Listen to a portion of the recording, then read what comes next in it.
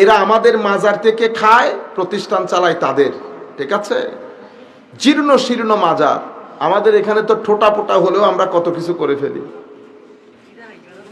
উরুস হয়, হুজুর উরুস এরা করে, জোহরের নামাজের পরে হাত তুলে রব্বানা আতিনা ফিদ দুনিয়া হাসানা ওয়া ফিল আখিরাতি হাসানা ওয়া কিনা আযাবান্নার বিরহমাতিকা ইয়া আরহামার রাহিমিন। তো মানুষে বুঝবে এটা কার মুনাজাত করছে। যার মুনাজাত তার কোনো নামগ্রাম নাই। আমি চাচ্ছিলাম যে এখানে কিছু যদি হতো। আল্লাহর শুকরিয়া, গত সপ্তাহে গেলাম আবার রাজশাহীতে, ঘটনাচক্রে ভালো বেশ কিছু বড় মাপের মানুষের সাক্ষাৎ হয়। আল্লাহর শুকরিয়া, ওনাদের একটা ফাউন্ডেশন আছে, শাহ মখদুম ফাউন্ডেশন। তো ওখানে উর্স করবে। এখন আমি কোনো রকম অ্যাডজাস্ট করতে পারতেছি না, কারণ আমি তো আজকে চট্টগ্রাম আসবো, কালকে আমার রাত্রে ঢাকায় প্রোগ্রাম আছে, কোনো রকম ম্যানেজ করতে পারতেছি না, আবার আমি ছাড়তেও পারতেছি না। পরে চিন্তা করলাম যদি মাথা দিয়ে হেঁটেও আসতে হয়, আমি তো আসবো, যে করে হোক আসবো। তো আল্লাহ পাকের মেহেরবানি, পরে সিদ্ধান্ত নিলাম অনেক বড় করে আয়োজন হয়েছে। কালকে আল্লাহ যদি তৌফিক দান করেন, মেয়র থাকবে, জেলা প্রশাসক থাকবে, পুলিশ কমিশনার থাকবে, ডিস্ট্রিক্ট জাজ থাকবে, ইউনিভার্সিটির ভিসি থাকবেন, প্রফেসররা থাকবেন। তো আমি চাচ্ছি যে আর এই ওর্স যেন এভাবে কালকে জারি হবে, কিয়ামত পর্যন্ত যেন এটা জারি থাকে। আপনারা ভবিষ্যতে রাজশাহীতে যাবেন, হুজুরের দরবারে জিয়ারত করবেন। যদি গৌসুল আজমের খুশবু পেতে চান তো হুজুরের কাছে যেতে হবে। এগুলা 750 বছর আগের মাজার। তো আমাদের ইতিহাস 100 বছরের না, 150 বছরের না। আমরা আমাদের 100-150 বছরের বাইরে যেতেও চাই না। আপনারা বুঝতে পেরেছেন? তা আমি এখান থেকে খুব দ্রুত গতিতে 8টার মধ্যে যদি আমি এয়ারপোর্টে পৌঁছাইতে না পারি, ঢাকা এয়ারপোর্টে, তাহলে আমি ফ্লাইট পাবো না। কিন্তু আবার আপনাদেরকে এটার জন্য আমার অসম্ভব লাগতেছিল, কারণ গতবার আমি আসতে পারি নাই। পরে চিন্তা করছি ওয়াজ তকরির তো আমার পেজের মধ্যে ওনারা সবসময় শুনতেছেন, অন্তত গিয়ে দেখা করে আসলে আমার মোটামুটি আমার ভিতরে একটা শান্তি পাবো। তো আসছি যখন, আমার নবীর শানে কিছু একটা না বলে রাতও হয়ে গেছে, আপনারাও দীর্ঘক্ষণ। আমি আল্লাহ পাকের মেহেরবানি, হুজুর চলে গেছেন, আমাদের ওসির রহমান সাহেব হুজুর চলে গেছেন। আমি চিন্তা করছি আসলে না মারানি শুরু করে, বেটা কতক্ষণ দাঁড় করাই রাখবি। তো আল্লাহ শুক্রিয়া যে উনি চলে গেছেন। সম্মানিত উপস্থিতি, দেখেন কালকে আল্লাহ যদি কবুল করেন বাংলাদেশে সবে মেরাজ, ঠিক আছে? এটা আমাদের জন্য অনেক আনন্দের দিন, আমাদের জন্য আনন্দের দিন। আমার নবীর মেরাজের দিন, আর আমাদের হচ্ছে আনন্দের মেরাজ। আমাদের কিসের মেরাজ? আনন্দের মেরাজ। তো আমার নবীর জীবনে সবচেয়ে খুশির দিন। তো যেহেতু নবীর জীবনে খুশির দিন, সেহেতু আমাদেরও সবচেয়ে খুশির দিন। আমাদের আর আপনাদের বাদ দেন, রুয়ে জমিনের মধ্যে কুল কায়নাতের জন্য এটা একটা আশ্চর্যের দিন, আজীব দিন। মানে এটা কেমনে ঘটলো, এই ঘটনা কেমনে ঘটলো? আমার নবীকে আল্লাহ রাব্বুল আলামিন বিশেষ দাওয়াত দিয়ে আল্লাহর দরবারে নিয়ে গেছে। আমরা, আল্লাহ যদি তৌফিক দান করেন, আগামীকালকে আপনারা পেজে চোখ রাখলে, আগামীকালকে ইনশাআল্লাহ আমরা চেষ্টা করব, এটা আল্লাহ যতটুকুন তৌফিক দান করেছেন, লাইলাতুল মেরাজের উপর একটা ঐতিহাসিক বক্তব্য আল্লাহ যদি তৌফিক দান করেন দেওয়ার জন্য। তো শুধু আপনাদেরকে এতটুকুন বলি, মাওলাই করিম, এখানে একটা মেন্টালিটি তৈরি হয়েছে। একটা মেন্টালিটি আমাদের সাহাবায়ে কেরামের সাহাবিয়তের মেন্টালিটি, আর একটা মেন্টালিটি হচ্ছে আবু জাহাল আবুল আহাবের মেন্টালিটি। আবু জাহাল আবুল আহাবের মেন্টালিটির মধ্যে পয়সা বেশি থাকার কারণে এটা সমাজের রন্ধ্রে রন্ধ্রে ছড়িয়ে যাচ্ছে। কিন্তু আমি বিশ্বাস করি আমাদের ছেলেদের মধ্যে যে জজবার জাগরণ হয়েছে, এটা যদি আমরা ভালো করে ক্যারি অন করতে পারি, তবে আমাদেরকে শুধু এক জায়গায় বসে থাকলে হবে না। ইবাদত করবেন, নামাজ পড়বেন, কোরআনের তিলাওয়াত করবেন, বৃহস্পতিবারে বা সপ্তাহে একদিন রাতের 12টা-1টা পর্যন্ত জেগে থেকে জিকির, বন্ধু বান্ধবদেরকে নিয়ে হাসি ঠাট্টা করে করেন আপনারা। তো আমরা হাসি ঠাট্টা করে মসজিদে বসে যদি কতক্ষণ জিকির করি, অসুবিধা তো নাই। 2 রাকাত নফল পড়ে নিলেন তাহাজ্জুদের নিয়ত করে, ঠিক আছে? ভিতর থেকে স্বাদ পাবেন একটা, আমার আল্লাহ বহুত মহব্বত করবেন। আমার আল্লাহ যদি মহব্বত করে, মানুষ আপনাকে মহব্বত করবে, ভিতর থেকে রিল্যাক্সড হয়ে যাবে, কেমন যেন ভালো লাগবে, কেমন যেন ভালো লাগবে। আমার নবীর মায়া পাবেন, দরুদ শরীফ পড়বেন, দ্বীনের খেদমত হলে আমার নবী মায়া করবেন। আমি বিশ্বাস করেন, যেই পরিমাণ সফর আমার হয়েছে, এখানে শুধুমাত্র একটা টার্গেট ছিল যে তরুণ প্রজন্মের মধ্যে একটা জাগরণ ঘটুক। আমরা স্থান দেখি নাই, কাল দেখি নাই, পাত্র দেখি নাই, যে যেখানে বলেছে দৌড়াইছি। এমন এমন জায়গায় গেছি, হয়তো আমার আব্বাকে বললে আমার আব্বা কালকে আমাকে বাইরে পাঠাই দেবে। ব্রাহ্মণবাড়িয়াতে যেতে যেতে ব্রাহ্মণবাড়িয়া শেষ, তো ভাই কোথায় নিয়ে যাবেন? হুজুর এখন তো আর গাড়ি যাবে না। তো কেমনে? মোটরসাইকেল দিয়ে। মোটরসাইকেলে আমি আমার জীবনেও তো চড়ি নাই মোটরসাইকেলে। আর এরকম গহীন রাস্তা দিয়ে আমি মোটরসাইকেলে, চিনি না জানি না কোথায় যাব। পরে উনি বলতেছেন, হুজুর নাসিরউদ্দিন সিপাহসালার রহমতুল্লাহ আলাইহির একজন আওলাদ এখানে এসে আবাদ করেছেন। এটা বলার পরে তো আমার ভিতরে আগুন ধরে গেছে। তারা আবাদ করেছেন, আমরা কোন চৌধুরীর পোলা, অন্তত মোটরসাইকেলের ব্যবস্থা তো হয়েছে, হেঁটে তো যাইতে বলে নাই। পরে বলছি, বেটা চল দেখি আল্লাহ কি করেন, কোথায় নিয়ে যা। যাইতেছি, বলতেছে 3 মিনিট। গ্রামের মানুষের 3 মিনিট তার ফুরায় না। 3 মিনিট আনলাম, তোর বলতেছি কিরে বেটা তোমার 3 মিনিট এটা কই? হুজুর একটু সামনে। একটু একটু করে আমার মনে হয় আফ্রিকার জঙ্গলে নিয়ে ফেলছে। এবং আল্লাহর শুকরিয়া, ওখানে গিয়ে দেখলাম মানুষ গহীন। আপনি মানে ওখানে আমি বললাম, আপনারা বর্ষাকালে কি করেন? হুজুর বর্ষাকালে তো সব নৌকা, আপনি এখানে মোটরসাইকেল চালাইতে পারবেন না। আল্লাহর দরবারে শুকরিয়া যে আপনার একটা জায়গার মধ্যে আছি, আমাদের এত ভোগান্তি করতে হয় না। একটা অদম্য ইচ্ছা ছিল যে আমি একটা নতুন টেস্ট দেই মানুষদেরকে, তরুণ প্রজন্মের মধ্যে একটা জাগরণ ঘটুক। আমরা মনে হচ্ছে আমরা পারবো, কারণ যেই পর্যায়ে খারেজিয়ত ছড়িয়ে পড়তেছে, এখান থেকে যদি তরুণ প্রজন্মকে রক্ষা করা না যায়, মদ জুয়া থেকে যদি তরুণ প্রজন্মকে রক্ষা করা না যায়, অশ্লীলতা থেকে যদি তরুণ প্রজন্মকে রক্ষা করা না যায়, তাইলে আমরা আল্লাহর নবীর দরবারে মুখ দেখাতে বড় কষ্ট হবে। সেই অদম্য ইচ্ছে নিয়ে গত 1 বছর আমার ইচ্ছে ছিল যে 1 বছর পর আর আমি এই গ্রাউন্ড লেভেলের তাকরীর করব না। কিন্তু আমাদের অসংখ্য বড় বড় মানুষ, আমাদের উস্তাদ, বিভিন্ন দরবারের পীর সাহেবান, বড় বড় কিছু টপ মোস্ট সিনিয়র লোক, ওনারা খুব করে চেয়েছেন যে না আপনি এই বছরও সময় দেন। পরে ওইটার চিন্তা করে এই বছর, তা আমি গতকালকে বসে বসে হিসাব করতেছি 8 মাস হয়ে গেছে নন স্টপ, কোনো ব্রেক ছাড়া, মানে একদিনের ব্রেক ছাড়া। তো এটা তো পরিবারের উপর অনেক বড় ইম্প্যাক্ট হয়। আমার ছেলে আছে, মেয়ে আছে, ওরা পাইতেছে না। আমি দেখা যায় যে আজকে রাজশাহী থেকে চলে যাব, তারপরের দিন চলে যাব সাতক্ষীরা থেকে তারপরের দিন চলে যাব জাফলং থেকে হবিগঞ্জ থেকে চাঁদপুর হয়ে আবার চিটাং আসতে আসতে আমার মনে হয় না ফেব্রুয়ারি মাস আর জায়গায় থাকবে। কিন্তু খুশি লেগেছে অনেক বেশি ছেলেদের অবস্থা দেখে। মানে কি একটা ভিতরে ছেলেদের এশকে রসুল, আমার নবীর প্রতি একটা কেন যেন একটা প্রেম তৈরি হয়েছে বলে মনে হচ্ছে। আল্লাহর দরবারে শুকরিয়া, আল্লাহ যেন এটাকে সালামত রাখেন। আপনারাও আমাদেরকে দোয়া করবেন, আল্লাহ যেন আমাদেরকে হেফাজত করেন, আল্লাহ যেন আমাদেরকে হিম্মত দান করেন, ইস্তেকামত দান করেন। শরীর অসুস্থ হয়ে গেলে তো ঝামেলায় করে যাব অনেক বেশি। মৃত্যুর আগে কিছু কাজ আছে, ওই কাজগুলো যেন শেষ করতে পারি। কিছু কিতাবপত্র আছে, আপনারা জেনে খুশি হবেন, প্রায় 13টা বই অলমোস্ট তৈরি। একটা বাজারে এসেছে, ওইটা আরো কিছুদিন দেখবো, ওইটা একেবারে 70% বিক্রি হয়ে গেলে আমরা হাদিসের বইটা আনবো, একটার পর একটা আসবে ইনশাআল্লাহ। তো এগুলো এখানে আমাদের কোনো উপকার নাই, এগুলা পাবলিকেশনের। এখানে আমার পরিবার, আমার ছেলে মেয়েও আসবে না এগুলা খুঁজতে। এটা পাবলিকেশনের জন্য যাবে, ওয়েলফেয়ারের কাজে ব্যবহার হয়, এগুলো আমাদের জন্য আমরা ব্যবহার করি না। আপনারা দোয়া করবেন। আপনি দেখেন মানে আমার নবীর মেরাজ, তো আমি একজনকে বলতেছি, আল্লাহ আপনারা বেশি শান করেন।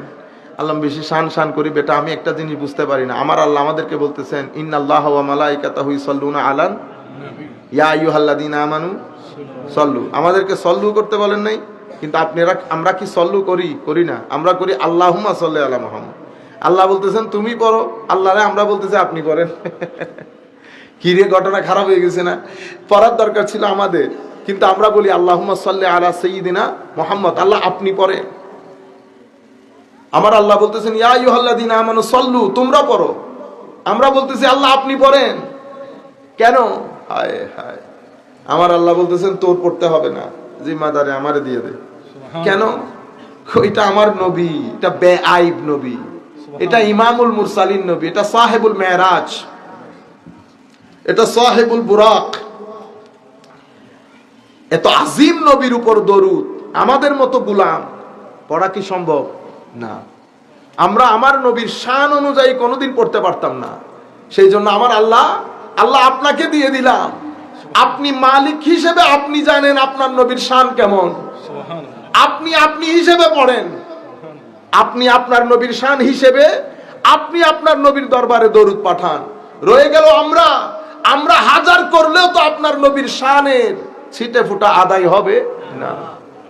কিন্তু উম্মতের মধ্যে একটা দুরবস্থা হচ্ছে, এখানে একটা মেন্টালিটি হয়ে গেছে আবু জেহেল আবু লাহাবের। আল্লাহর দরবারে ফরিয়াদ করি, আল্লাহ কিয়ামতের আগ পর্যন্ত আমাদের নসল থেকে বেনামাজি আসুক, বিয়াদবে রাসূল যেন না আসে। আল্লাহ আমার নবীর সাথে বিয়াদবি করার ব্যক্তি মেন্টালিটি, আউলিয়ায়ে কেরামের নিসবতের সাথে বিয়াদবি করা ব্যক্তি যেন আল্লাহ আমাদের নসলের মধ্যে না আসে কিয়ামত পর্যন্ত। কেন আমার ভাইরা, এক ব্যক্তি পুরো জিন্দেগি নামাজ পড়ে নাই,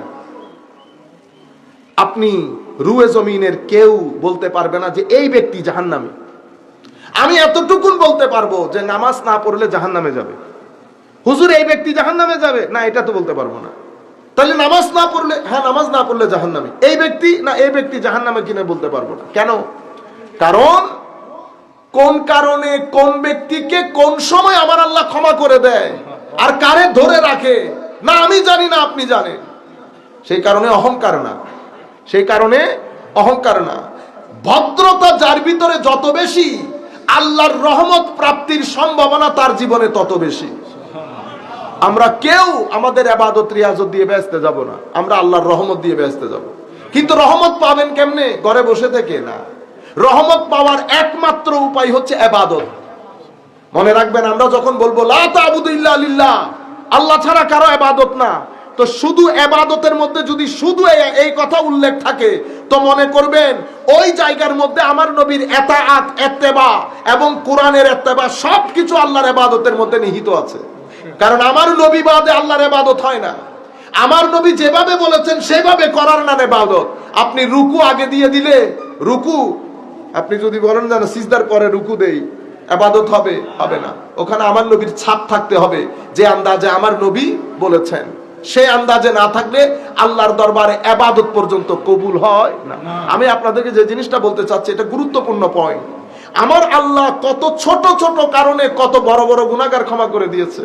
এটা বনি ইসরাইলের মহিলা সারা রাত ইবাদত করেছে, সারা দিন রোজা রেখেছে, কিন্তু একটা বিড়ালকে আপনারা জানেন সেটা খাদ্য দেয় নাই, ছেড়েও দেয় নাই, বেঁধে রেখেছে, খাদ্যও দেয় নাই, বিড়ালটা মারা গেছে। আমার আল্লাহ তার কোনো ইবাদত গ্রহণ করে নাই। কই গেছে তাহাজ্জুদ? কই গেছে তার জিকির? কই গেছে তার দিনের রোজা? আমার আল্লাহ তাকে জাহান্নামে নিক্ষেপ করেছে। বলে ইয়াজু বিল্লাহ, সবাই বলেন নাউযু বিল্লাহি মিন যালিক। আমরা আল্লাহর দরবারে পানা চাই। তাইলে এখন আপনি তো ধর্ম কি, ইবাদত কোথায় গেল, দিনের রোজা কোথায় গেল? শুধু একটা বিড়াল, শুধু একটা বিড়াল। তাইলে বিড়ালকে খাদ্য না দিয়ে বিড়ালের উপর জুলুম হয়েছে। বিড়ালের উপর জুলুম হয়ে ইবাদত রোজা দিয়ে জান্নাতে যাইতে পারি নাই, মানুষের উপর জুলুম করে জান্নাতে চলে যাব? ইম্পসিবল। তাহলে আমরা কি বোঝাতে চাই? দ্বীনের কনসেপ্টটা পরিষ্কার হওয়া দরকার। আরেক মহিলা ওই একই হাদিসের মধ্যে আমার নবী বলছেন, খারাপ কাজ করে ফেরত আসার সময় কুকুরকে শুধু পানি দিয়ে কুকুরকে জীবিত রেখেছে, এই কারণে আমার আল্লাহ তাকে জান্নাত দিয়ে দিয়েছে। এখন দুইটা মহিলার এক্সাম্পল আমার নবী তুলে ধরেছেন। একজনের জিন্দেগির মধ্যে রোজা এবং ইবাদত, আরেকজনের জিন্দেগির মধ্যে শুধুমাত্র গুনাহ। কিন্তু একজন বিড়ালের উপর জুলুম করেছে, আরেকজন একটা কুকুরের জান বাঁচিয়েছে। একজনকে জান্নাত দিয়েছে, একজনকে জাহান্নাম দিয়েছে। এবার আমরা আমাদের কনসেপ্ট পরিষ্কার করা দরকার না, এটা এখন এক জায়গায় রাখি। আরেকটা ঘটনা আপনাদেরকে বলি।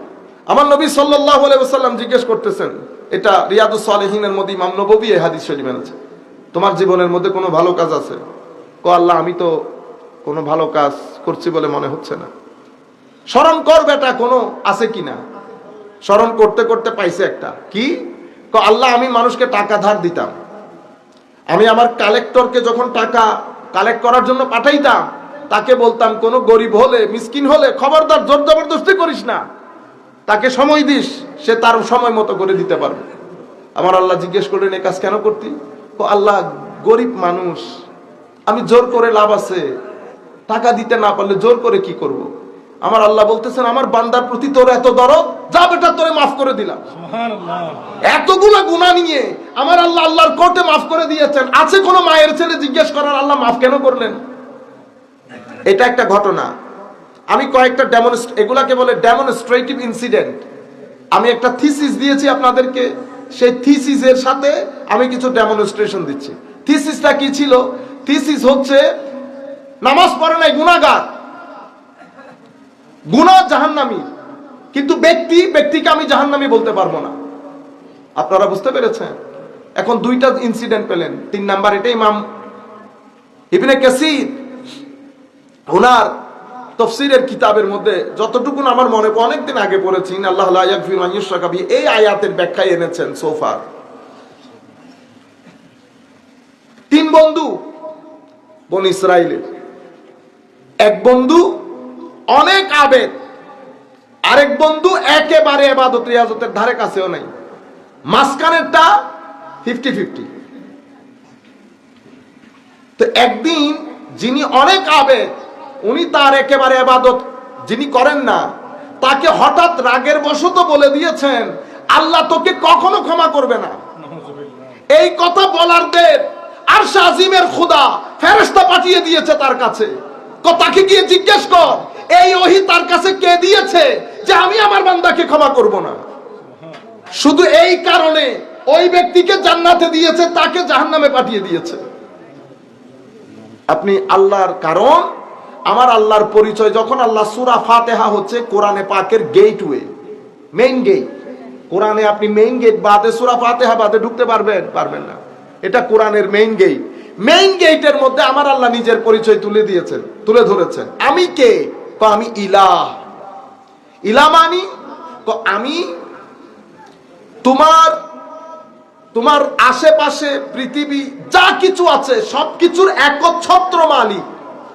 সুতরাং সেই কারণে তোমার একমাত্র উপাস্য আমি, ইবাদত শুধু আমার আর কারো জন্য না। তাইলে আমার সাথে আল্লাহর প্রথম সম্পর্ক, আল্লাহ আমার মাবুদ, আল্লাহ আমার মাবুদ, আমার সিজদার একচ্ছত্র মালিক। আমি এখানে কাউকে শেয়ারিং দিতে পারবো না। বড় আজিম উর্দু কবি, উর্দুর মধ্যে খুব সুন্দর করে বলেছেন, আপনারা তার বুঝবেন না। আমি সেদিনই বুঝে গেছি আল্লাহ শরীক করাকে কেন অপছন্দ করেন, যেদিন তোমার সাথে আমি আরেকজনকে দেখেছি। আপনারা বুঝতে পেরেছেন? আপনি আপনার স্ত্রীর সাথে আরেকজনকে দেখলে গায়ে আগুন লেগে যায় না? একই ঘটনা। তো ওই কবি বলছেন, সেদিনই আমি বুঝেছি শরীক করা তোমার কেন এত অপছন্দ, যেদিন আমি তার সাথে আরেকজনকে দেখেছি। সুতরাং ইবাদতের মালিক আল্লাহ, নাম্বার 1। দ্বিতীয়, আল্লাহ আমার রব, আমার যাবতীয় প্রয়োজন মিটান কে? আল্লাহ। যিনি আমার যাবতীয় প্রয়োজন মিটিয়ে দেন, তার সাথে আমার তেমন সম্পর্ক নাই, তার কোনো খবর রাখি না আমি। 2। 3 নাম্বার কি? 3 নাম্বার হচ্ছে আমি তোমার প্রয়োজন অনুসারে পৃথিবীতে তোমার উপর দয়া করি। আমি রহমান, আমি রহিম। আখিরাতে আমি তোমার সামর্থ্য থেকে তোমার উপর দয়া করব। আমি রহিম, আমি মালিক। তাইলে উলুহিয়ত, রুবুবিয়ত, রহমানিয়ত, রহিমিয়ত, মালিকিয়ত, 5টা জিনিস। এবং কোরআনে পাক যখন আল্লাহ শেষ করছেন এক্সিট, সেখানেও আপনি যদি পড়েন কুল আউযু বিরাব্বিন, আলহামদুলিল্লাহি রাব্বিল, দেখছেন মিল রুবুবিয়ত। মালিকিন নাস, মানুষের মালিক। কোরআনে সূরা ফাতিহার মধ্যে বলেছে মালিক ইয়াউমিদ্দিন। শুরুও রব দিয়ে, শেষও রব দিয়ে, শুরুও মালিক দিয়ে, শেষও মালিক দিয়ে। ইলাহিন নাস, আলহামদুলিল্লাহ, এখানেও ইলা আছে। তাইলে এই 3টা জিনিস অতীব গুরুত্বপূর্ণ আমি আর আল্লাহর মধ্যে সম্পর্ক নির্ণয়ের ক্ষেত্রে। ইলাহ, রব, মালিক, এই 3টা জিনিস, এই 3টার হক যদি আমি আদায় করতে না পারি এবং এই 3টা জিনিস যদি আমার ভিতরে না আসে, তাইলে তো আমি রুবুবিয়তের হক আদায় করতে পারবো না। সব সময় আমার ভিতরে রাখতে হবে আমার সিজদার মালিক আল্লাহ, আমার প্রয়োজন মিটানোর মালিকও আল্লাহ, আমার দয়া, আমার পৃথিবীতে বাঁচতে হলে যা কিছু প্রয়োজন সবকিছুর দাতাও আল্লাহ। সম্মানিত উপস্থিতি, সেই কারণে ধরতির মধ্যে আমি গুনাহগার, নফসের ধোকায় পড়ে যাই, শয়তানের ধোকায় পড়ে যাই, আমি গুনাহ করি। তবে আমি কিছু গুনাহ করব না। খবরদার, আমি ইউথদেরকে বলছি, বিশেষ করে পারতপক্ষে এটা চেষ্টা করবেন যেন জিন্দেগিতে কারো উপর জুলুম না হয়। বেটা, আল্লাহ জুলুম ক্ষমা, এতগুলা গুনাহ যিনি ক্ষমা করে দেন সেই আল্লাহ, আমার নবীর ভাষ্য মতে সাল্লাল্লাহু আলাইহি ওয়াসাল্লাম, লা ইয়াতরুকুহুল্লাহু শাইআ, আল্লাহ জুলুমের গুনাহ বিন্দু পরিমাণ ছাড় দেন না। এতগুলো গুনাহ ক্ষমা করে দিচ্ছেন, কিন্তু জুলুম যদি হয় বিন্দু পরিমাণ ছাড় দেয় না। প্রতারণা করা, প্রতারণাকারী যেহেতু আমার নবীর উম্মতই না, সেই হেতু আমার রহমত থেকে বঞ্চিত। সুতরাং আমরা প্রতারণা করব না, জুলুম করব না, মানুষকে ঠকাবো না, চালাকি করব না, মানুষের গায়ে হাত তুলব না। দুইটা জিনিস সারা জিন্দেগি মাথায় রাখবেন, দুইটা জিনিস। ইন্নামা আল উসরে ইউসরা, ফাইন্নামা আল উসরে ইউসরা। আমার এই জীবনের মধ্যে সবসময় অন্ধকার থাকবে না, সবসময় আলো থাকবে না। আমি মা বাবা দিয়ে এক টেবিলে খাচ্ছি তার মানে সারা জীবন খাবো সেরকম না। কিছু সময় হঠাৎ করে চেয়ার খালি হয়ে যাবে, এক চেয়ার, দুই চেয়ার, তিন চেয়ার, এক সময় দেখবেন আমি একা। এটা পৃথিবীর নিয়ম। প্রত্যেক হাসির পরে কান্না জড়িত থাকবে, প্রত্যেক কান্নার পরে হাসি থাকবে। আপনার জীবনের কঠিন সময় পাড়ি দেবেন, সুন্দর সময় আসবে। কখনো মনে করবেন না যে আপনার জীবন সব সময় অস্থিরতার মধ্যে কাটবে। না, সুন্নতে ইলাহি সেটা না। সুন্নতে ইলাহি হচ্ছে, আমার আল্লাহর ধরতির নিয়ম হচ্ছে ইন্নামা আল উসরে ইউসরা। তো এখন উসরে ইউসরা আমার জীবন, কম্বিনেশন অফ বোথ, উসর এবং ইউসর। আমার জীবনের মধ্যে কৈঠিন্য, আমার জীবনের মধ্যে সহজবোধ্যতা, এটা আমার জীবন। তাইলে আমি দুইটার সাথে বিহেভ কিরকম করব? দুইটার সাথে বিহেভ করতে হলে দুইটা শব্দ মাথায় রাখবেন, সবর শুকর। সবর শুকর। আমি যখন কঠিন পরিস্থিতিতে থাকবো আমি সবর করব। কেন সবর করবেন? একটা জিনিস মাথায় রাখবেন, যত বিপদের মধ্যে আল্লাহ আপনাকে ঢালুক, আমার আল্লাহ আপনাকে ওখান থেকে রক্ষা করবে, ডেফিনেটলি করবে, কোনো সন্দেহ ছাড়া করবে। এবং যে আন্দাজে করবে আপনি দুঃখের কথা পরিপূর্ণরূপে ভুলে যাবেন। যখনই দেখবেন চতুর্দিক থেকে বিপদ আপনাকে পেয়ে বসেছে, মাঝখানে বসে দরুদ শরীফ পড়বেন, শুধু বলবেন ওয়াফাউযিদু আমরি ইলাল্লাহ ইন্নাল্লাহা বাসীরুম বিল ইবাদ, হাসবি আল্লাহু ওয়া নি'মাল ওয়াকিল, নি'মাল মাওলা ওয়া নি'মান নাসীর। মাওলা, আমার যাবতীয় বিষয় আপনার কুদরতের হস্তে সুপর্দ করলাম। আল্লাহ, আমি গরিব শরীফ বান্দা, আমাকে পরীক্ষা করলে আমি তো পাশ করতে পারবো না। যে আপনি কানেক্টেড হবেন, দরুদে পাঠ পড়বেন, কোরআনে পাঠ পড়বেন, নামাজের মাধ্যমে আল্লাহর দরবারে আপনি সাহায্য কামনা করবেন, মনে করবেন আমার আল্লাহ দীর্ঘদিন আপনাকে রাতের অন্ধকারে নিমজ্জিত রাখবে না। শুকর, শুকর কখন? ইউসুরের মধ্যে। আমরা যখন ইউসুর, সহজবোধ্যতা আসে, তখন তো আমরা সব ভুলে যাই। না, বান্দা যেন শুকরের বাইরে না যায়। এটা তো কোরআনে পাক, তো এটা তো আমি কোরআনের আয়াত শুনলাম, দেখবো কোথায়? দেখার জন্য বেস্ট এক্সাম্পল হচ্ছেন আমার নবী। আমার নবীর মেরাজ সত্যি ইউসুর, মেরাজের আগের সময় উসর, উসরের মধ্যে আমার নবীর জীবনের সবচেয়ে কঠিন সময় ছিল মেরাজের আগের সময়টা। কিন্তু আমার নবী নিরাশ হন নাই। আমাদের এক্সাম্পল, আমাদের তরবিয়তের জায়গা আমার নবী। কোরআনের আয়াত হাফেজ সাহেব পড়েছেন, আমি শুনেছি, আমার কানের কাজ শেষ, চোখ দেখতে চাচ্ছে উসর এবং ইউসরের কম্বিনেশন কি। আমার নবী দাঁড়িয়ে গেছেন, দেখ উসর আর ইউসর কাকে বলে। উসর শাবে আবি তালিবের মধ্যে শেষ পর্যন্ত খাদিজাতুল কুবরা রাদিয়াল্লাহু তাআলা আনহা ইন্তেকাল করেছেন, বেসাহারা। চতুর্দিক থেকে আমার নবী সাল্লাল্লাহু আলাইহি ওয়াসাল্লাম যখন এই অবস্থার মধ্যে, যখন দুঃখ আমার নবীর দরবারে এসে ক্ষমা চাইবে, যে দুঃখ আমিও টায়ার্ড হয়ে গেছি ইয়া রাসূলুল্লাহ, তখন আমার আল্লাহ সুবহানাল্লাযী আসরা বিআবদিহি লাইলাম মিনাল মাসজিদিল হারাম ইলাল মাসজিদিল আকসা।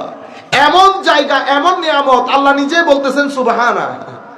ঘটনা আশ্চর্যের, আমার আল্লাহ নিজে আশ্চর্য প্রকাশ করতেছে যে ঘটনা আশ্চর্যের, ঘটনা আশ্চর্যের। উসর এবং ইউসর, ওই পয়েন্টটা শেষ করে আমরা আমাদের বক্তব্য শেষ করে দেব। সম্মানিত উপস্থিতি, তাহলে কয়টা এক্সাম্পল পেলেন? আর একটা গুরুত্বপূর্ণ এক্সাম্পল, বনি ইসরাইলের ওই ব্যক্তি না, 99টা কতল করেছে না, শেষে আরো একটা কতল করে 100 কতল করেছে। আমার আল্লাহ তাকেও মাফ করে দিয়েছে, আমার আল্লাহ তাকেও মাফ করে দিয়েছে। মেরাজের রজনীতে আমার নবী দেখছেন এক ব্যক্তি জান্নাতের মধ্যে আরামসে ঘোরাঘুরি করছে। লাকাদ রাআইতু রাজুলান ইয়াতাকাল্লাবু ফিল জান্নাতি ফি শাজারাতিন কাতাআহা মিন যাহরিত তারিক আও কামা ক্বালা নবী সাল্লাল্লাহু আলাইহি ওয়াসাল্লাম। আমার নবী জিবরিলকে জিজ্ঞেস করতেছেন তার কাজ কি, কি করেছে সে? কই ইয়া রাসূলুল্লাহ, জমিনের মাঝখানে তার একটা গাছ ছিল, মানুষ চলাচলের পথে কষ্ট পাইতো, আল্লাহ সে এটা চিন্তা করে গাছ কেটে ফেলেছে, আমার আল্লাহ তাকে মাফ করে দিয়েছে। সুবহানাল্লাহ। আরেক ব্যক্তি সন্তানদেরকে বলে গেছে যে আমি মারা যাওয়ার পরে জ্বালিয়ে পুড়িয়ে আমার ছাইগুলা সমুদ্রে ছেড়ে দিও, আমার আল্লাহ তাকে দাঁড় করিয়ে সৃষ্টি আবার রিবিল্ড করে, রিক্রিয়েট করে, আমার আল্লাহ আমার আল্লাহর সামনে দাঁড় করে জিজ্ঞেস করেছে এই ঘটনা কেন ঘটাইলি বেটা, কেন ঘটাইলি? তখন বললেন মাওলা, আমি কত বড় গুনাহগার এটা তো আমি জানি, আমার খুব ভয় করেছে আল্লাহ, আমার মনে হয়েছে আপনি পাইলে আপনি আমার না কি করে। আমার আল্লাহ বলতেছেন বান্দা বলে কি, বলে কি তোরে ক্ষমা করে দিলে আমারে কোনো কেউ জিজ্ঞেস করার আছে, দিলাম তোরে ক্ষমা করে। সুবহানাল্লাহ। এজন্য আমার আল্লাহ বলছেন লা তাকনাতু মির রাহমাতিল্লাহ, বান্দা আমার রহমত থেকে কখনো বঞ্চিত হবি না, কখনো নিরাশ হবি না।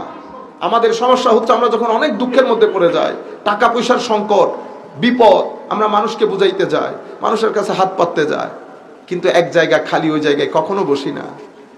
আজকের পর থেকে কখনো দুঃখে পড়ে গেলে কারোর সাথে শেয়ার করবেন না, আল্লাহর দরবারে সিজদা দিয়ে চোখের পানি ফেলবেন। আমার আল্লাহ এটা খুব পছন্দ করেন যে বান্দা দুঃখে পড়ে গেলে আমাকে স্মরণ করবে। হাদিসে কুদসি তাফাররাক লিইবাদাতি, আমার আল্লাহ বলছেন তোমার যখন কোনো দুঃখ টাকা পয়সার দরকার, তুমি তখন আমার ইবাদতের মাধ্যমে আমার কাছে আসবা, আমি তোমাকে কথা দিচ্ছি আমি তোমার গরিবি দূর করে দেব। হাদ্দাসুদ্দা ফাকরাক, আমি তোমার গরিবি দূর করে দেব। কিন্তু এই কাজ যদি না করো তাইলে তুমি পৃথিবীর পিছনে দৌড়াইতে থাকবে, পৃথিবীর নাগাল পাবে না। প্রত্যেক রাতে আমার আল্লাহ এসে জিজ্ঞেস করতেছে না তোমার কোনো কিছু দরকার আছে, কেউ আসবে জিজ্ঞেস করার জন্য আপনাকে আমাকে, কিন্তু আমরা আমার আল্লাহর প্রতি তাকাইও না, আমাদের হোঁশও থাকে না।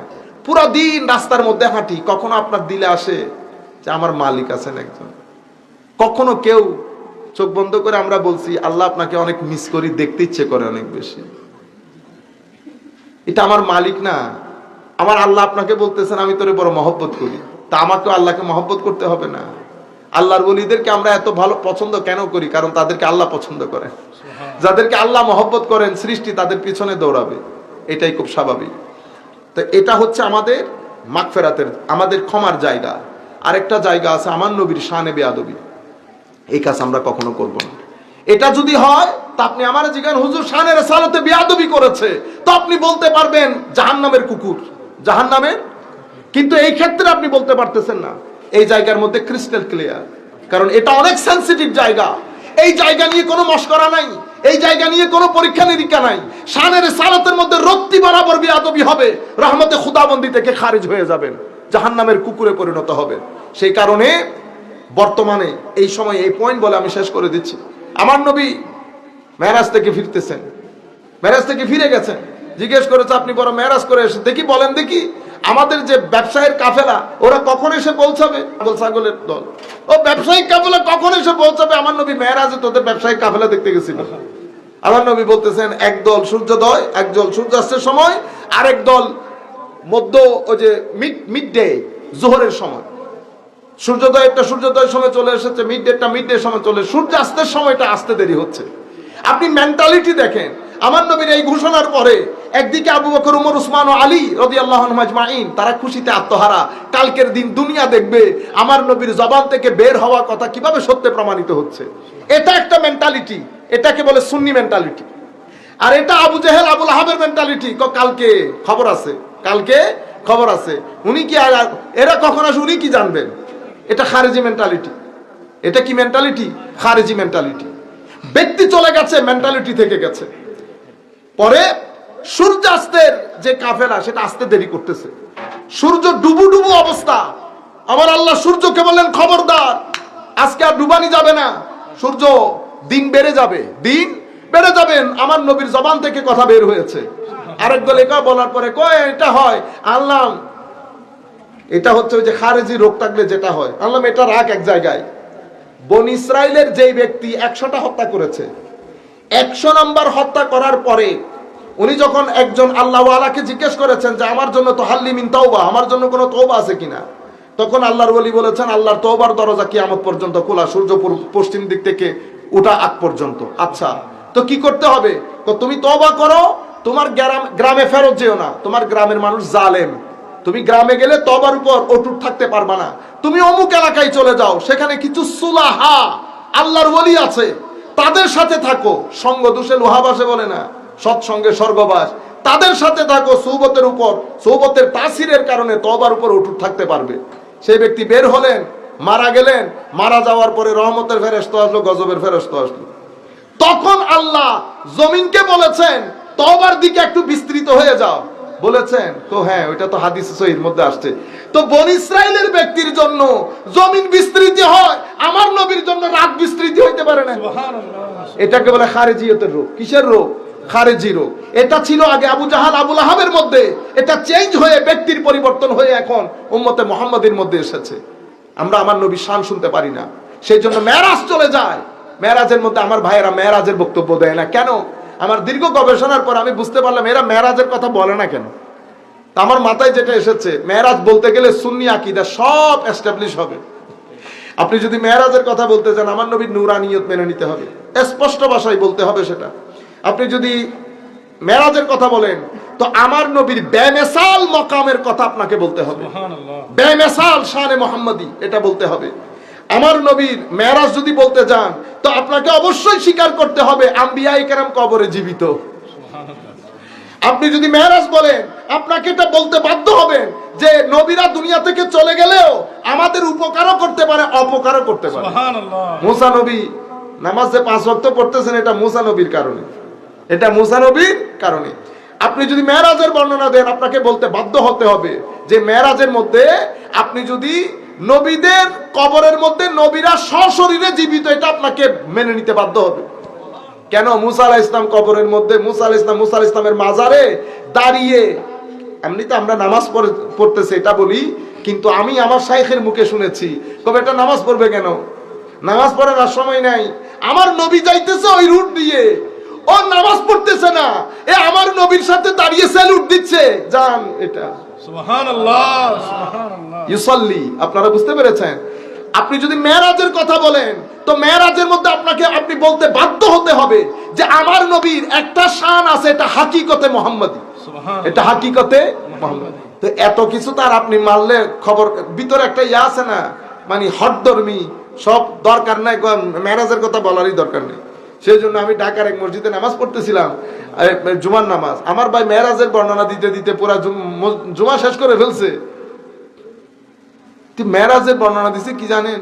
এ ফেরাউনের স্ত্রীর বলে কে চুল আছড়াইছে, স্ত্রী কি চিরুনি পরে গেছে, চিরুনি পরে যাওয়ার পরে এই তার কি তৌহিদে কি হইছে, তৌহিদে খুদাবন্দি শিরক, এর ভিতরে তৌহিদে শিরক আই গি হই দিতে মেরাজ তাইনে ভারতে। তুই বাতাস খা, ওই আবু জাহাল আবু লাহাবের বাতাস, খারেজিয়তের বাতাস এদিকে আসতে দিচ্ছে না।